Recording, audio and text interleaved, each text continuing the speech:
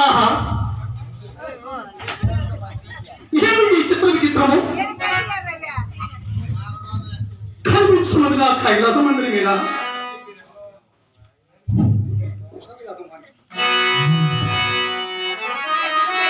వచ్చిన 5 మనకి గోమేదిక ಕೆಂಪು ಪುಷ್ಪ ಆಗಬಹುದು నిరంతరము నా కైలాసము లేదు కదా కళాశీలుగా కనిపించిన కారణం ఏది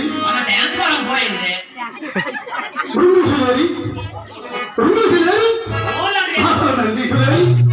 మనం ఆడుకోవడంలో ఆనందంగా నడుచుకుంటుంది ఆ కైలాసం కళాశీలమా విద్యార్థుల వికనాటకమా లేఖ కన్నుల ప్రధాన మంగళ పదవులు వేదమంత్రాలు ఆడకూటములతో నిరంతరము కలకలాడుతున్నటువంటి కైలాస మందిరం నిన్న కళాశంగా కనిపించటం అసంభవమే ఆయనను కైలాస మందికి పోయి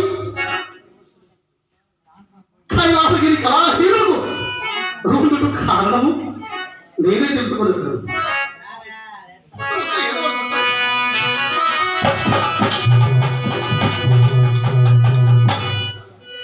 కైలాసం నందు ఎవరు కనిపించరని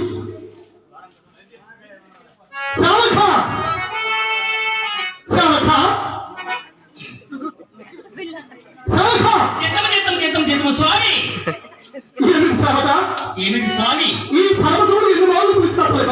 స్వామి ఇలా పట్టిన దగ్గర పట్టం దగ్గర అడుగులు తోముకొని మా అమ్మకి నా చేపలు చేసుకొని ఇలా పట్టుకుని జరిగి మీరు వచ్చారా స్వామి ఎప్పుడు వచ్చారు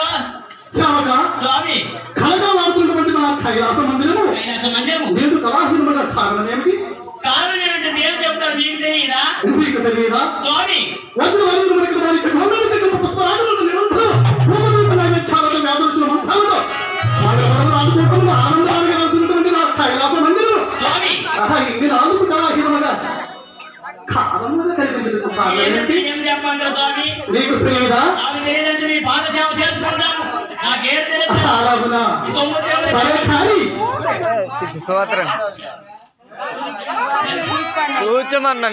కూర్చోమంటదా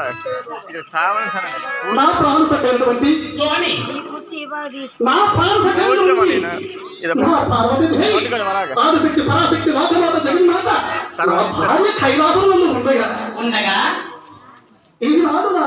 కైలాస మందిరానికి ఇంత కళాహీనమా కళాహీనముందా కాదు స్వామి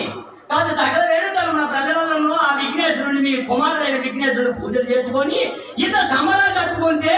కాదు వయసు మీద నీకు కనిపిస్తాడా ఏదా పక్క బాగా ఉంది ఇప్పుడు నీకు ఏం కలిగింది